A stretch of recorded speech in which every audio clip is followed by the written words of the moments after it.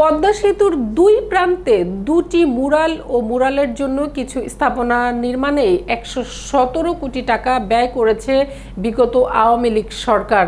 Mural নির্মাতা ও স্থপতিরা বলছেন, এত টাকা ব্যয় একেবারেই অস্বাভাবিক। পদ্মা সেতুর দুই প্রান্তে বঙ্গবন্ধু শেখ মুজিবুর রহমান ও সাবেক প্রধানমন্ত্রী শেখ হাসিনার এই মুরাল নির্মাণের জন্য কোনো দরপত্র ডাকা হয়নি। অন্যতম ঠিকাদার ছিল রূপপুর পারমাণবিক বিদ্যুৎ কেন্দ্র প্রকল্পের বালিশকাণ্ডে বিতর্কিত মসজিদ সন্স কনস্ট্রাকশন লিমিটেড। বিস্তারিত দেখুন ডেস্ক রিপোর্টে। শুধু মুরাল নির্মাণ নয়, অস্বাভাবিক ব্যয় করা হয়েছে পদ্মা সেতুর উদ্বোধনী অনুষ্ঠানেও। সেখানে ব্যয় করা হয়েছে ৮৯ কোটি টাকা।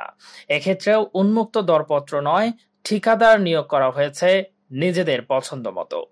পদ্মা সেতু প্রকল্পের সঙ্গে সংশ্লিষ্ট একজন কর্মকর্তা নাম প্রকাশ না করার শর্তে বলেছেন, প্রতিযোগিতার মাধ্যমে ঠিকাদার নিয়োগ করা হলে মুরাল দুটি নির্মাণে ৫০ কোটি টাকাও লাগত না।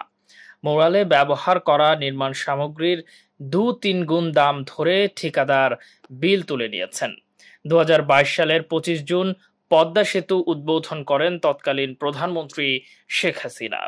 এর আগে তড়িঘড়ি করে দুই প্রান্তে মুরাল নির্মাণ করা হয়।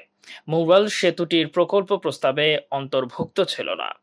মুরাল ও সংশ্লিষ্ট স্থাপনার নাম দেওয়া হয়েছিল ইনগ্রেশন বা উদ্বোধনী কমপ্লেক্স।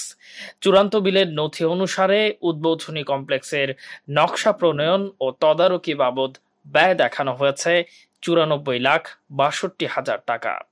মাওয়া ও জাজিরায় ভূমি উন্নয়ন ও পাইলিং বাবদ ব্যয় দেখানো হয়েছে ৭,৪৪,০০,০০০ টাকার কিছু বেশি। মাওয়া প্রান্তে উদ্বোধনী কমপ্লেক্স নির্মাণ, বৈদ্যুতিক কাজ, ফোয়ারা নির্মাণ ও শিল্পকর্ম বাবদ খরচ হয়েছে ৬৬ কোটি টাকা। একই কাজ জাজিরায় করতে ব্যয় হয়েছে ৪২,৫৩,০০,০০০ টাকা। সব মিলিয়ে দুই প্রান্তের উদ্বোধনী কমপ্লেক্স তৈরিতে খরচ হয়েছে প্রায় ১১৬,৯২,০০,০০০ টাকা। উদ্বোধনী এই কমপ্লেক্স নির্মাণ করা হয়েছে মূলত মুরালকে কেন্দ্র করে। সেতু বিভাগ সূত্রে জানা যায়, দুই প্রান্তে দুটি উদ্বোধনী কমপ্লেক্সে একটি করে মুরাল ও উদ্বোধনের ফলক রয়েছে। এর চারপাশে নির্মাণ করা হয়েছে বেদি, সামনে আছে ফোয়ারা। মাওয়া প্রান্তে কয়েকটি ও জাজিরায় একটি ইস্পাতের তৈরি মাছের ভাস্কর্য রয়েছে। মাওয়া প্রান্তে বঙ্গবন্ধু শেখ মুজিবুর রহমান ও শেখ হাসিনার মুরালের উচ্চতা ৯০ ফুট ও প্রস্থ ৪৫ ফুট।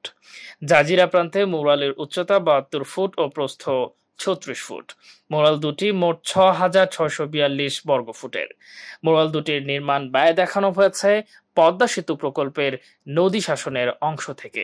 সেতু বিভাগ সূত্রের দাবি, তৎকালীন সড়ক পরিবহন ও সেতুমন্ত্রী ওবায়দুল কাদেরের নির্দেশেই বিতর্কিত ঠিকাদারি প্রতিষ্ঠান মসজিদ সন্সকে মুরাল নির্মাণের কাজ দেয়া হয়।